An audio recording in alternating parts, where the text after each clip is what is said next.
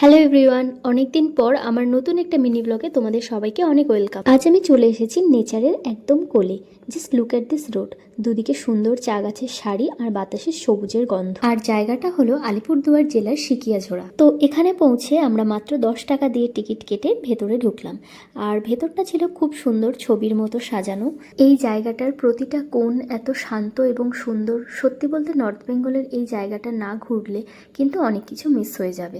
এখানে আছে সুন্দর একটা বাটারফ্লাই গার্ডেনও। আমি জানি না আমার ক্যামেরায় বাটারফ্লাইগুলোকে কতটা দেখা যাবে, কিন্তু এখানে অনেক বাটারফ্লাই রয়েছে।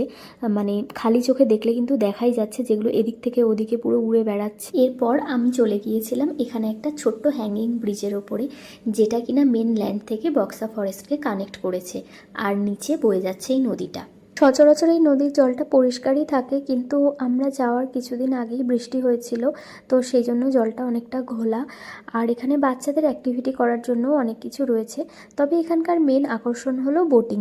চলো তোমাদেরকে সেখানে নিয়ে যাই। বোটিংয়ের চার্জ হচ্ছে 60 রুপিজ ইচ পার্সন। বোটটা পুরোপুরি ভর্তি হলে তবেই ছাড়বে। দেখতেই পাচ্ছ অলরেডি দুজন বসে আছে আর আমরা দুজন এসেছি।